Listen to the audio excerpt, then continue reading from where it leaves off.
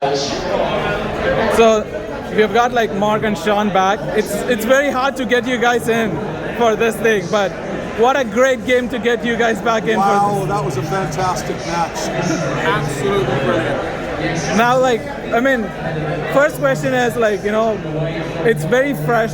The game just finished, but like, did we just like win that game just by sheer willpower? Is that's how I see it?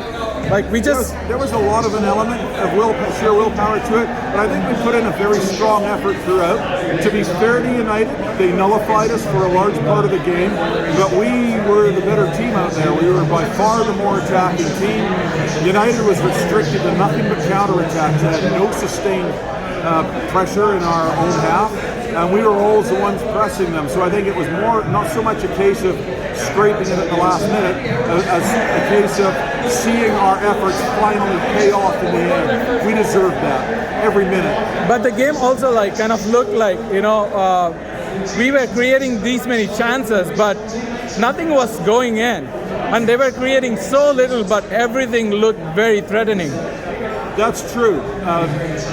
Sean and I were just bemoaning the fact after Rashford opened the scoring, that was their first touch in our penalty box in 20 minutes. And as Sean pointed out, in the last two matches between Fulham and United, 3 or 4 shots on target, 3 goals allowed.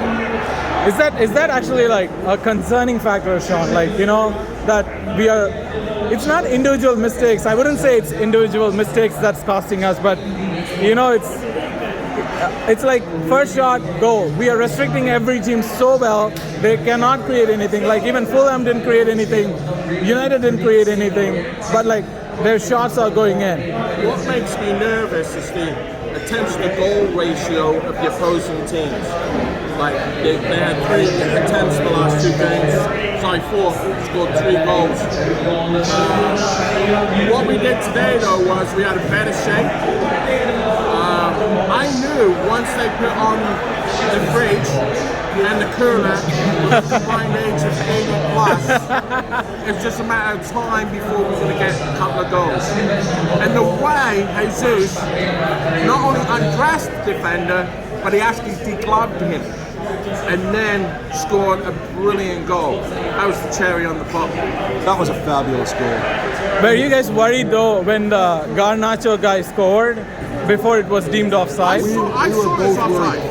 We both thought it might have been offside. As it turned out, it was actually an eyelash close call. He's only offside by about that much, 2 or 3 inches, but it was enough. Yeah, And as you always tell me, Mark, doesn't matter if it's a centimeter or a mile, it's offside. Yeah, there has to be a line drawn somewhere, and it doesn't matter if you're an eyelash or 2 feet over it. Offside is offside. And we've had this discussion before you, and Many times. you keep saying, well, I think that The attacker should get the advantage.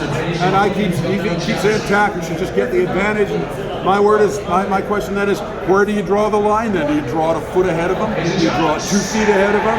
You don't. The line is the line. And today it worked out for us. About the other refereeing decisions, there were a couple of penalty shouts. I don't know how much we could put emphasis on them. Like we had one of those penalty shouts where Havertz went down in the box. It wasn't a penalty. No. But that was way worse than when Lewis got his penalty a few seasons back. The touch was even minor. Yeah. And that was a penalty. Yeah. But like they also had one of the penalty shouts in our box. Yes. Do you think that was a penalty? No, not at all. Not even close. I have to say, and Sean mentioned this to me earlier today as well, I thought Anthony Taylor had an outstanding match. He was brilliant. He was a brilliant referee today. Yeah. I don't think he made one mistake. But also like our midfield today looked a little bit more, or not just the midfield, the back line and with Rice in it looked a bit more stable. Because we're a 4-2-3-1 team. That's what we are. 4-3-3, I think. No, he played 4-2-3-1. We played a lot of different formations today. Yes, he did.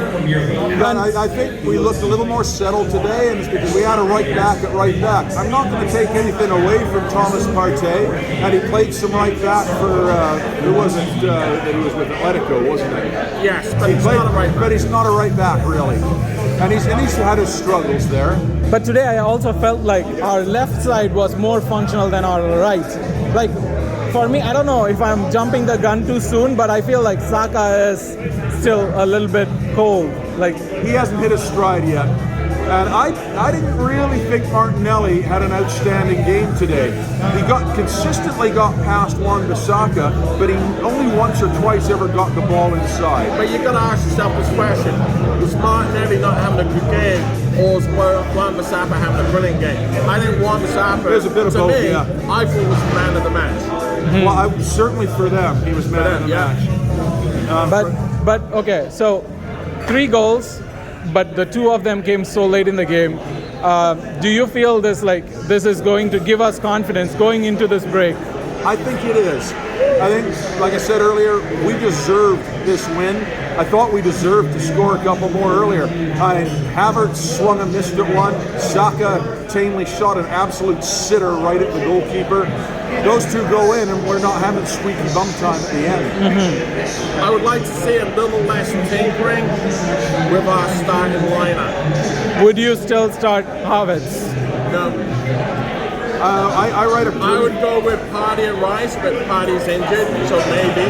But my midfield would be Partey, Rice, and Odegaard.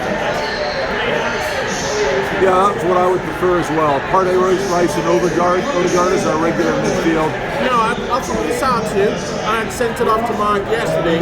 If Havertz has to be in the team, I actually would go Partey or Rice with Odegaard, and then put Havertz as a 10.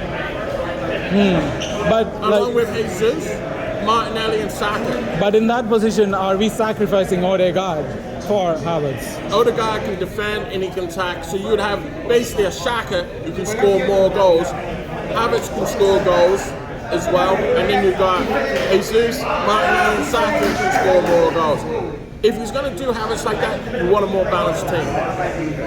I know it's too early to ask, but we are seeing the table kind of taking shape. Like we saw yesterday that Tottenham played well. We see Brighton playing well every week. What a signing for Spurs though, Madison, for 40 million in today's market. Yeah. What? And he's only 26. What a steal. And he's made that team. He has. He's been an absolute linchpin for them, more so than I expected. I thought that they were really going to suffer without Kane, but now it looks as though, and I'm saying this in hindsight, obviously, but it looks like Kane was kind of almost holding the creativity of the rest of the team back because they funneled absolutely everything through him and Son. Now they have to play as more of a team, and it actually seems to be working. But I still have to laugh at Richarlison. He's hopeless. Absolutely hopeless. What a waste of £60 million. But there is a new Harry Kane out there, and his name is Ferguson. Yeah. Yes. And he's going to cost next summer 130 to 170 million. And he's only 18, not 19 yet. No, he is 19. He just turned 19. We got to go get him. So, but regarding the table, right? You see Brighton doing good. You see City obviously starting really strong this year, and Liverpool. Scary. Yeah, and Liverpool's strong West too. Ham. West Ham are 3 wins Yeah. in a draw. But I don't worry about Brighton or West Ham because They're not though gonna they keep might it be up. a top 6, 7, 8 team, they're not going to be a top 2 or 3. But City, being warmed up already, getting 12 points out of 12 at the beginning of the season, very, very scary. We have to beat them this year. Yep. You know, if we had beaten them last year, we would have won the title. Yeah, either one of those matches, home or away, just that one match. If we won that, we would have won the title by Because 1 it point. would have been a difference of 6 points, and they won by 5. But still, seeing this is early, do you still fancy us going the distance? Yes, absolutely. To be honest, it depends what we do in January. Right now, we've only got 23 players. That's it, and that's including El Neni. So it depends what we do with Suarez and Pepe, but if Suarez ends up in the Portugal League and Pepe goes to Saudi Arabia, we're short too. So we're going to have to strengthen in the January transfer, and one of the areas we need to strengthen is midfield, and I think attacking, really, also another defender. I mean, another defender is my primary concern, especially like now that Now Timber's out for the year. yeah, Timber's out and we have sent out Tierney, so that looks a little bit, and we have also sent out Holding, so it looks very thin at the back. I think sending out Tierney was a total mistake. For 1.2 million, The price is irrelevant. It was a mistake Loan. regardless. It was a terrible if we mistake. got a 10 million loan fee, it was still a mistake. but for 1.2 million, atrocious. Absolutely atrocious when we've only really got six defenders. Now, I can also see what Arteta's thinking. Like if he has to, he can move Rice into central defense if he had to. And then he's played got there before Partey and done well. and Havertz. But if Partey goes down now, we're really short. But that's the thing, right? Like we have players who can play in different positions, but doesn't mean that they should be playing there. Like, isn't that the whole point of having a Partey squad? should never be a right back. Yeah. I'm a fan of having players that can play in many positions. And Zinchenko can probably play everywhere, including goal. Today he was playing at like right midfield. I couldn't believe it.